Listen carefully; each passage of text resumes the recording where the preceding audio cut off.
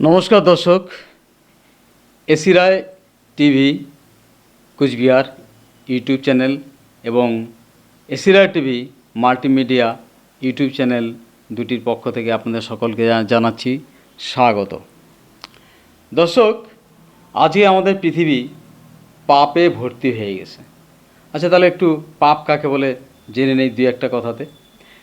মানুষের যে কর্ম দুনিয়াতে পৃথিবীতে দুঃখ ডেকে নিয়ে আসে, কষ্ট ডেকে নিয়ে আসে, সেইটাই হচ্ছে পাপ।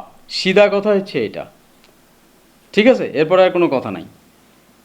তা আমাদের চারদিকে আছে না, এই যে আমাদের পাশে ঠিক হিংসুটটা বাংলাদেশ, হ্যাঁ, আর বদমাইশ পাকিস্তান, তাহলে তো আমাদের দুই দিক গেল। আর উত্তর দিকে আছে হচ্ছে আমাদের এই যে পাগলা চীন, শুধু নিজের স্বার্থটা বোঝে। আর দক্ষিণ দিকে কী আছে, এই যে একটা মালদ্বীপ ছিল। আর দূরে আছে এই যে পশ্চিম দিকে আমেরিকা। মানে এগুলো বদমাইশের অ্যাক্সেস। তা আমরা সেই হিসেবে বলতে পারি চারদিকে পাপের আধার হয়ে গেছে। তা কিশোর কুমারের একটা গান মনে পড়তেছে, একটু সামনে থেকে শোনাই। চারিদিকেই পাপের আধার, নেই তো কোথাও আলো,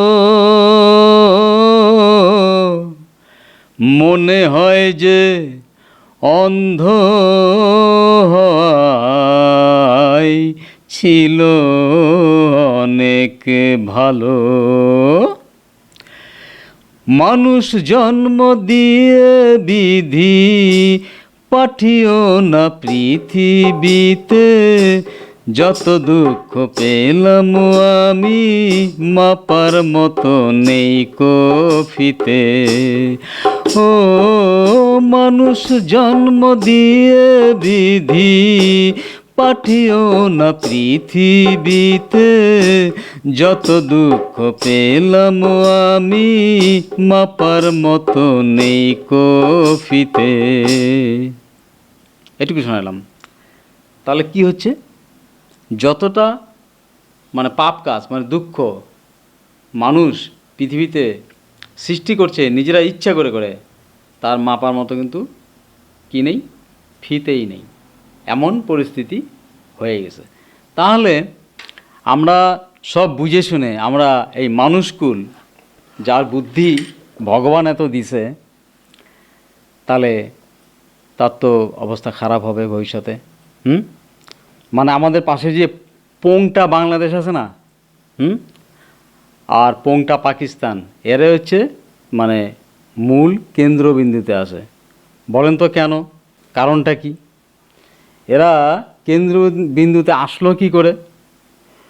আসলে হচ্ছে মানে এই বাংলা ভাষাটা আমরা বুঝি, তো ওরা যদি ওইখান থেকে পোংটামি করার জন্য কোনো কিছু ছাড়ে, তো সেটা আমরা বুঝি। আবার আমরা যদি এখান থেকে কিছু তার প্রত্যুত্তর দেই, তাহলে পরে ওরাও এটা বোঝে। এমন করে করে সংঘাতটা বাড়তে থাকে, পরে একদম সেই একদম লাগা লেগে দেয়। ঠিক পাকিস্তানের ক্ষেত্রেও একই, ওদের ভাষাটা আমরা বুঝি, আবার আমাদের ভাষাটা ওরা বোঝে। সেই জন্যই যত রাজ্যের ঝগড়া অশান্তিটা দ্রুত ছড়ায়। কিন্তু দেখেন, এই যে খোদ যেখানে মুসলিম ধর্মটা মানে ইসলামটা মানে প্রবর্তন হয়েছে ওই আরব দেশে, ওখানকার ভাষা কিন্তু আমরা বুঝি না, আমাদের ভাষা ওরা বোঝে না। যার জন্য আমরা যদি দুই চারটা গালিও দিয়ে দিই, ওরা বোঝে না, আবার ওরা যদি গালি দেয় আমরা বুঝি না। সুতরাং এখানে ওই যে সংঘাতটা এটা বাড়ে না। তা যাই হোক, এবার আমরা আসল কথা আসবো। তা যারা পোংটা আমাদের সঙ্গে সবসময় পোংটামি করে, তা তাদেরকে তো একটু বাস দেওয়ার ব্যবস্থা করতে লাগে না? বাংলাদেশি বন্ধুরা, ভিডিও ছাড়া কিন্তু আপনারা যাবেন না, কারণ এমন কুবুদ্ধি আজকে দিব না, সেই কুবুদ্ধির শাস্তি কিন্তু আপনাদের পাইতে হবে। সুতরাং কী কী কুবুদ্ধি করতেছি সেগুলো কিন্তু শুনবেন, পরে কমেন্টে গালাগালি করবেন, ঠিক আছে? আচ্ছা, এইবার ঘটনা হলো, আপনারা তিস্তা নদী নিয়ে এত মানে মানে আন্দোলন করতেছেন না? মানে তিস্তা নদীটা যেন একেবারে কত কিছু আপনাদেরকে দিয়ে ফেলবে, ঘন্টুর মাথা দিবে, কিছুই দিবে না। আরে আমাদের কুচবিহার ডিস্ট্রিক্টের উপর দিয়ে আপনাদের এই যে উত্তর বাংলা থেকে সমস্ত নদী কটা এখান থেকে গেছে। হ্যাঁ, তাহলে সেই নদীর গতিপথ যদি আমরা কোনো কারণে ঘুরে দেই এইখান থেকে, তাহলে কি হবে? ওই আপনাদের এই যে রংপুর বিভাগটা আছে না, এটা কিন্তু মরুভূমি হয়ে যাবে, তাই না? তাহলে এটা কি পোংটামি বুদ্ধি, তাই না? তা যেমন মানে কাজ করবেন, তার প্রতি উত্তরে তো আমরা এগুলোই করব না। যেমন পাকিস্তানকে বাম্বু দেওয়া হচ্ছে, সিন্ধু নদের জল বন্ধ করে দেওয়া হয়েছে, আর যুদ্ধ করলে আর কত ক্ষতি, প্রত্যেকটা পেটের মধ্যে একদম চলছে। তাহলে কি আপনাদেরও দিতে হবে, তাই তো? একদম সেই পোংটামো বেড়ে গেছে। এইবার তাহলে আমাদের শত্রু হিসেবে বিবেচনা করব বাংলাদেশকে। বন্ধুত্ব তো নাই, টোটালি বেইমানি করে চলছেন। আর আমরা তো ভুল করছি 71 সালে, দেশটাকে দখল করে আবার কেউ ছাড়ে নাকি? যত নষ্ট করা হলো এই যে ইন্দিরা গান্ধী, এ তো মুসলিমের বংশধর, আর বাবা যে নেহরু ছিল না, মুসলিমের বংশধর। এখন তো ইতিহাস গাইটা ওগুলোই বেরিয়েছে, সেই জন্য অমন করে সাপোর্ট করছে। কোনো হিন্দু যদি থাকতো না এখানে প্রধানমন্ত্রীতে, তো দেশটাকে তখন থেকে ছাড়া হইতো না। কেন ছাড়বো? কেন ছাড়বো আমরা? ওটা আমাদেরই ভূখণ্ড। জোর করে দুনিয়ার এখানে মানে হিন্দুগুলোকে মুসলমান বানানো হয়েছে। হয়তো যে 2 পুরুষ আগে, 1 পুরুষ আগেও যে নাকি মুসলিম হয়েছে, সেও আজকে ইন্ডিয়ার বিরোধিতা করতেছে। আর যারা 14 পুরুষ আগে হয়েছে, সেও তো করবেই ইন্ডিয়ার বিরোধিতা। খাওয়া আমাদেরটা সস্তায়, কম দামে, আবার বললে পরে বলবো আমরা কি বিনা পয়সা আনছি নাকি? হ্যাঁ, আমরা তো পয়সা দিয়ে আনছি। তা পয়সা দিয়ে আনছি, যাও আমেরিকার থেকে আনোগা, চীনের থেকে, পাকিস্তানের থেকে, তোমাদের বন্ধুর থেকে আনোগা, যাও, এখানে আসতে লাগবো না, আমরা এখন তোমাদের শত্রু।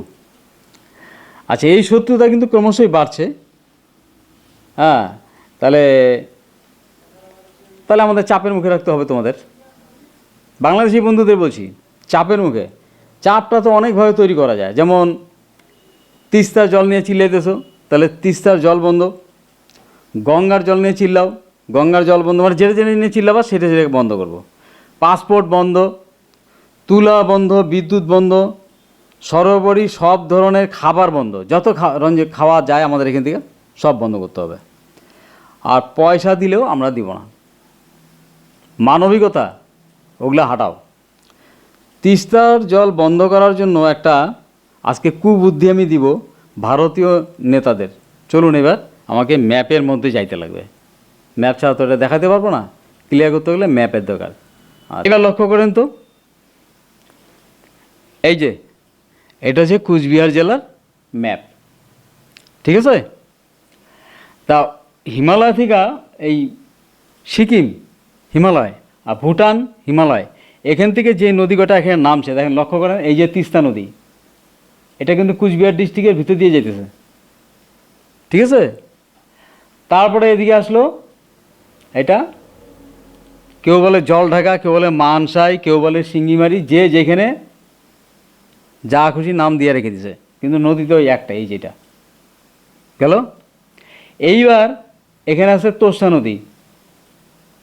এই তোষা নদী এই যে কুচবিহার শহরে পাশ দিয়ে আইসা এই যে ঢুকলো, ব্রহ্মপুত্রে পড়ছে। কিন্তু প্রত্যেকটা নদী কিন্তু ব্রহ্মপুত্রে পড়ছে, দেখেন এগুলো সব ব্রহ্মপুত্রে, এই ব্রহ্মপুত্র।